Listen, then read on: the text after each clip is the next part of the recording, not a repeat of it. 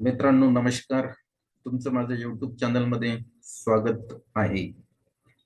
आपण सर्वांना माहीतच आहे की दिनांक 26 नोव्हेंबर 2023 ला बीड येथे माननीय शिक्षण मंत्री दीपक केसरकर साहेब आले असता त्यांना एका महिला उमेदवार जे आहेत शिक्षक भगिनी त्यांनी काही प्रश्न विचारले आणि ते जे प्रश्न विचारल्यानंतर त्यांच्यामध्ये थोडी शाब्दिक हे झालेली आहे.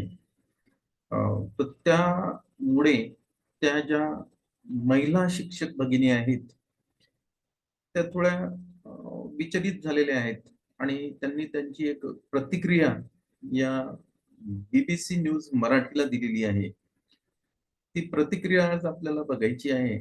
काय आहे ती आणि त्याच्यावर चर्चा करायची आहे. बघा त्यांचं असं म्हणणं आहे, इथं त्यांनी दिलेलं आहे, की मी साधा प्रश्न विचारला होता. त्यांनी थेट धमकी द्यायला नको होती. दीपक केसरकरांच्या व्हायरल व्हिडिओतील शिक्षकांचं म्हणणं आहे. म्हणजे ज्या काही ते व्हायरल व्हिडिओ आहे, त्या व्हायरल व्हिडिओमध्ये ज्या महिला उमेदवार शिक्षक आहेत त्यांचं असं म्हणणं आहे. त्यामुळे त्यांना मला खूप वाईट वाटलं. मंत्री असून त्यांनी अशी धमकी द्यायला नको होती. मी सरळ साधा प्रश्न विचारला होता. त्यांनी अंदाजे तरी तारीख सांगायची की जाहिरात कधीपर्यंत निघेल, पण ते चिडले. त्या महिला ज्या उमेदवार आहेत त्यांचं असं म्हणणं आहे की मी साधा प्रश्न विचारला होता की जाहिरात कुठपर्यंत येईल आणि त्यांनी तारीख द्यायला पाहिजे होती. पण ते तारीख न देता ते माझ्यावर चिडले असं त्यांचं म्हणणं आहे. आणि त्या ज्या महिला शिक्षक उमेदवार आहेत त्यांचं नाव सुद्धा त्यांनी आता इथं या इंटरव्ह्यू मध्ये आलेलं आहे. त्यांचं नाव आहे कोमल रायमुरकर. हिंगोलीच्या आहेत त्या आणि त्यांचं जे वय आहे ते 28 वर्ष आहे. 28 वर्षीय कोमल रायमुरकर हिंगोली जिल्ह्यातील वसमत तालुक्यात राहतात. त्या ज्या महिला शिक्षक उमेदवार आहेत ज्यांनी माननीय शिक्षण मंत्री साहेबांना प्रश्न विचारलेले आहेत शिक्षक भरती बाबतीत, तर त्या 28 वर्षीय कोमल रायमुरकर हिंगोली जिल्ह्यातील वसमत तालुक्यामध्ये राहतात. आता बघा त्यांनी काय पुढं म्हणजे विचारलेलं आहे त्या बाबतीत आपण त्यांची काय भूमिका आहे ती त्यांनी भूमिका या मुलाखतीमध्ये डिटेल्स त्यांनी सांगितलेली आहे. फेब्रुवारी 2022 मध्ये त्यांनी शिक्षक भरतीसाठी पात्रता परीक्षा टॅट दिली. परंतु 9 महिने उलटले तरीही भरतीसाठी जाहिरात प्रसिद्ध होत नाही म्हणून त्यांनी शिक्षण मंत्र्यांना प्रश्न विचारला. त्यांचं असं म्हणणं आहे की फेब्रुवारी 2022 ला त्यांनी टॅट परीक्षा दिलेली आहे आणि टॅट परीक्षा दिल्यानंतर त्यांनी सेल्फ सर्टिफिकेशन पवित्र पोर्टलवर केलेलं आहे. पण सेल्फ सर्टिफिकेशन म्हणजे जे काही टॅट परीक्षा दिली त्यानंतर सेल्फ सर्टिफिकेशन झालं, पण टॅट परीक्षेपासून आतापर्यंत जो 9 महिन्याचा कालावधी गेलेला आहे त्या 9 महिन्याच्या कालावधीमध्ये ते जे पवित्र पोर्टल आहे त्यावर जाहिरात येत नाही. म्हणून त्यांनी थेट माननीय मंत्री महोदयांना प्रश्न विचारला. रविवार 26 नोव्हेंबर बीड जिल्ह्यात शालेय शिक्षण मंत्री दीपक केसरकर साहेब एका कार्यक्रमासाठी हजर होते. त्यावेळी कार्यक्रम संपल्यानंतर माध्यमाशी बोलत असताना कोमल रायमुरकर यांनी शिक्षण मंत्री दीपक केसरकर यांना शिक्षक भरतीबाबत प्रश्न विचारण्याचा प्रयत्न केला. म्हणजे जेव्हा बीडमध्ये आदरणीय मंत्री महोदय साहेब आले असता एक तिथं माध्यमाशी त्यांची पत्रकार परिषद होती आणि थेट तिथं ह्या शिक्षक भगिनी गेल्या आणि त्यांनी त्या मंत्री महोदयांना काही प्रश्न विचारले. त्यावर मंत्र्यांनी त्यांना उत्तरही दिले परंतु शेवटी प्रश्न उत्तरादरम्यान केसरकर यांनी कोमल यांना मी तुमचं नाव लिहून घेईन आणि तुम्हाला अपात्र करेन असा इशारा दिला. नेमकं काय घडलं आणि शिक्षक भरतीबाबत उमेदवारांची नेमकी मागणी काय आहे ते आता आपल्याला इथं जाणून घ्यायचं आहे. बघा नाहीतर मी तुम्हाला अपात्र करायला लावेन. 26 नोव्हेंबर रविवारी बीडमध्ये एका कार्यक्रमानंतर शिक्षण मंत्री दीपक केसरकर साहेब माध्यमाशी संवाद साधत होते. त्यावेळी कोमल रायमुरकर त्या ठिकाणी उपस्थित होत्या. यावेळी कोमल रायमुरकर नाही आहे, रामपूरकर आहे.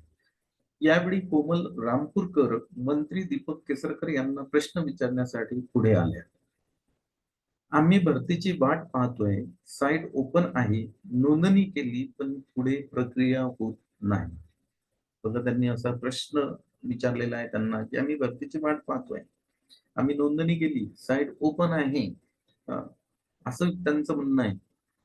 पण पुढे जे काही भरती म्हणजे त्याच्यावर हे यायला पाहिजे, जाहिरात यायला पाहिजे, त्यानंतर जाहिरातीनंतर ते पसंतीक्रम यायला पाहिजे, ते येत नाही असं त्यांचं म्हणणं आहे.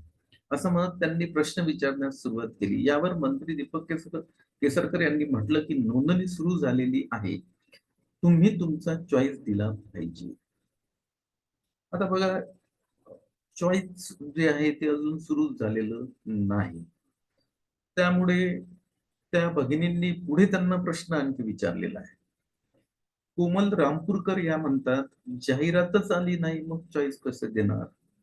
हे त्यांचं बरोबर आहे. कारण सध्या साईट जे आहे पवित्र पोर्टलवर आहे, त्याच्यावर फक्त रोस्टरचं काम सुरू आहे. त्याच्यावर जाहिरात आलेली नाही. हे एक महत्वाचं आहे. मग त्यावर जर जाहिरातच नाही आली तर चॉईस कशी देणार? म्हणजे पसंतीक्रम कसं भरणार? असं त्या शिक्षक भगिनींनी त्यांना प्रतिप्रश्न विचारलेला आहे.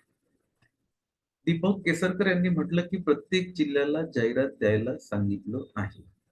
आता हेही त्यांचं बरोबर आहे, की त्यांनी काय केलेलं आहे, की रोस्टर कंप्लीट करून जाहिरात द्या, असं शासनाचं म्हणणं आहे. आणि रोस्टर जर कंप्लीट करायचं असेल, म्हणजे बिंदू नामावली जर पूर्ण करायची असेल, तर मागासवर्गीय कक्षाकडून त्याची मंजुरात घ्यावी लागते. मंजुरात आल्याशिवाय रोस्टर पूर्ण होत नाही. आणि रोस्टर पूर्ण जोपर्यंत होत नाही, तोपर्यंत जाहिरात दिल्या जात नाही. आणि जाहिरात जोपर्यंत येत नाही, तोपर्यंत पसंतीक्रम दिला जात नाही. पण यांनी हे दोन्ही मुद्दे प्रत्येक जिल्ह्याला असं सांगितलेलं आहे, की तुम्ही तुमचं रोस्टर कंप्लीट करा आणि जाहिरात द्या. परंतु त्यांचे रोस्टर कंप्लीट नसल्यामुळे प्रत्येक जिल्ह्याचे तिथं जाहिराती येत नाहीत. हाही त्याच्यामधला एक भाग आहे. कोमल रामपूरकरांनी म्हटलं, की कधीपर्यंत येईल? असा त्यांनी प्रतिप्रश्न केलेला आहे. दीपक केसरकर म्हणतात, की तुम्ही जर बेशिस्त असाल तर तुम्ही सरकारी नोकरी करू शकत नाही. तुम्ही कसं मुलांना शिकवणार? साईट ओपन झाली आहे ना? की आता साहेबांनी त्या मुलीला एक प्रतिप्रश्न केला, की तुम्ही बेशिस्त असाल तर तुम्ही सरकारी नोकरी कशी करू शकता? तुम्ही कसं मुलांना शिकवणार? साईट ओपन झाली आहे ना? साईट ओपन झाली हे त्यांचं बरोबर आहे. कोमल रामपूरकर यांनी त्यावर म्हटलं, की नोंदणी प्रक्रिया सुरू झालेली आहे, पण जाहिरात निघालेली नाही. दीपक केसरकरांनी म्हटलं, की माझी महत्वाची मुलाखत सुरू असताना तुम्ही येता. मी जेवढा प्रेमळ आहे तेवढाच कडक आहे. माझ्या दृष्टीने मुलं महत्वाची आहे. उद्या तुम्ही मुलांना ही बेशिस्त शिकवणार असाल तर मला अजिबात मान्य नाही. कारण मला शिस्तीनं शिकवणारे शिक्षक हवेत. माझ्या दृष्टीने विद्यार्थी हा महाराष्ट्राचं भविष्य आहे. ही मुलं चांगली झाली की महाराष्ट्र घडणार आहे यावर माझा विश्वास आहे. अजिबात मध्ये बोलायचं नाही, नाहीतर मी तुमचं नाव घेऊन तुम्हाला अपात्र करायला लावेन. हे संभाषण इथंच संपलं, परंतु हा व्हिडिओ कॅमेऱ्यात कैद झाला आणि समाज माध्यमावरती व्हायरल झाला. पुढं त्यांचं असं म्हणणं आहे, की मला अशी धमकी देणं चुकीचं आहे. म्हणजे त्या ज्या महिला शिक्षक उमेदवार आहेत, त्यांचं असं म्हणणं आहे, की मला ही जी त्यांच्याकडनं धमकी मिळाली आहे किंवा तुम्हाला अपात्र करेन, हे चुकीचं आहे. म्हणून त्यांचं मत काय आहे ते आपण इथं पाहणार आहोत. महाराष्ट्रात सरकारी शाळांमध्ये शिक्षक होण्यासाठी शिक्षक भरती पात्रता परीक्षा घेतली जाते. फेब्रुवारी 2022 रोजी त्यासाठीची टॅट ही परीक्षा पार पडली. या परीक्षेचा निकाल मार्च 2022 रोजी जाहीर झाला. परंतु पात्र उमेदवार आजही प्रत्यक्षात नोकरीच्या प्रतीक्षेत आहेत. कारण परीक्षा आणि निकाल जाहीर झाला असला तरीही किती जागांसाठी भरती होणार आहे त्याची जाहिरातच प्रसिद्ध झालेली नाही, असं उमेदवारांचं म्हणणं आहे. या मागणीसाठी पुण्यात शिक्षण आयुक्तालय कार्यालयासमोर काही पात्र उमेदवारांचं आंदोलन सुरू आहे. यापैकी एक पात्र उमेदवार कोमल रामपूरकर यांनी याबाबत शिक्षण मंत्री दीपक केसरकर यांना प्रश्न विचारायचा प्रयत्न केला. कोमल रामपूरकर या मूळच्या हिंगोली जिल्ह्याच्या असून येत्या 9 महिन्यापासून त्या शिक्षक भरतीच्या जाहिरातीच्या प्रतीक्षेत आहेत. बीबीसी मराठीशी बोलताना त्यांनी सांगितलं, मला जर सरकारी शाळेत शिक्षक व्हायचं असेल तर माझ्याकडे हा एकमेव पर्याय आहे. मी आता 28 वर्षाची आहे. माझ्या जिल्ह्यात शिक्षक पदांसाठी किती जागा निघणार याची मला कल्पनाही नाही. नोकरीबाबत अनिश्चितता असल्याने किंवा आम्हाला नेमकं वेळापत्रकही माहीत नसल्याने आम्ही प्रश्न विचारले. माझा प्रश्न होता की अपात्र शिक्षकांना तुम्ही पदोन्नती दिली पण मग जाहिरात का काढत नाहीत? परंतु त्यांनी मला प्रश्नच विचारू दिले नाही. शिक्षक भरतीचं नाव काढल्यावर त्यांची मुलाखत सुरू होती. त्यात ते भडकले. त्यांना वाटलं की हा प्रश्न का विचारला असंही कोमल सांगतात. कोमल रामपूरकर यांचं शिक्षण एम.एससी बी.एड पर्यंत झालेलं आहे. म्हणजे ज्या भगिनी आहेत, ज्यांनी आदरणीय शिक्षण मंत्री साहेबांना प्रश्न विचारलेले आहेत, ते एम.एससी बी.एड आहेत मित्र. हे सुद्धा आपण लक्षात घ्यायला पाहिजे. त्यांनी राज्य आणि केंद्रीय स्तरावरील शिक्षक पात्रता परीक्षा पास केली आहे. मंत्र्यांनी अपात्र करणार असल्याची धमकी दिली, याचं वाईट वाटतं असंही त्या सांगतात. अपात्र कसं करणार? आम्हाला प्रश्न विचारायचा हक्क नाही का? भरती कधी करणार एवढंच त्यांना सांगायचं होतं. त्यांनी चिडायचं काही कारण नव्हतं. मी साधा सरळ प्रश्न विचारला होता. नोव्हेंबरपर्यंत भरती पूर्ण होणार हे त्यांनीच सांगितलं होतं. रोडमॅप दिला होता. याचं काय झालं? असा प्रश्न कोमल उपस्थित करतात. नोकरीला विलंब होत असल्याने आमच्या वैयक्तिक आयुष्यावरही त्याचा परिणाम होतो. ग्रामीण भागात राहतो. जिल्हा कोणता मिळणार, कोणत्या जिल्ह्यात किती जागा निघणार हे सुद्धा कळत नाही.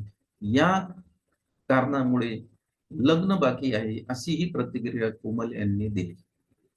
दरम्यान गेल्या 5 दिवसापासून पुण्यात शिक्षक भरतीच्या जाहिरातीसाठी पात्र अभियोग्यता धारकांचं आंदोलन सुरू आहे. आंदोलनकर्ते संदीप कांबळे म्हणतात, ही एकमेव अशी परीक्षा आहे जिथे परीक्षा निकाल आधी जाहीर होतो, त्यानंतर नोकरीच्या जागा आणि जाहिरात प्रसिद्ध होते. तब्बल 2,39,000 उमेदवारांनी ही परीक्षा दिली होती. त्यापैकी 1,65,000 65,000 पात्र ठरले. सरकार स्वतः सांगतं की 65,111 जागा रिक्त आहेत. वित्त विभागाने मंजुरी दिली आहे, मग भरती का होत नाही? असं त्यांनी प्रतिप्रश्न विचारलेला आहे. मित्रांनो, आजच्या या व्हिडिओमध्ये आपण ह्या ज्या महिला भगिनी आहेत, त्या एम.एससी बी.एड आहेत आणि त्यांनी आपल्या महाराष्ट्र राज्याचे शिक्षण मंत्री आदरणीय केसरकर साहेब यांना काही प्रश्न विचारले आणि त्या प्रश्न विचारल्यामुळे त्यांची पत्रकार परिषद सुरू होती आणि पत्रकार परिषद सुरू असताना हे प्रश्न विचारले गेल्यामुळे ते थोडे त्यांच्यावर चिडलेले आहेत आणि त्यांनी त्यांची बाजू सुद्धा इथं मांडण्याचा या मुलाखतीतून प्रयत्न केलेला आहे की मी काय प्रश्न विचारले. माझे प्रश्न साधे होते. माझे प्रश्न म्हणजे जे होते ते साहजिकच मला म्हणजे आमचं जे पवित्र पोर्टलवर जे काही जाहिरात येत नाहीत, त्याच्यानंतर पसंतीक्रम दिल्या जात नाहीत. त्यामुळे आमच्या याच्यामध्ये एक म्हणजे वैफल्य आलेलं आहे. म्हणून आमचं ते वैफल्य दूर व्हावं या दृष्टिकोनातूनच आम्ही हे प्रश्न विचारलेले आहेत, अशी त्यांची भूमिका आहे आणि ती भूमिका त्यांनी येथे मांडलेली आहे. मला आशा आहे की तुम्हाला माझा व्हिडिओ आवडला असेल तर त्याला लाईक करा आणि माझ्या YouTube चॅनलला तुम्ही सबस्क्राईब करा.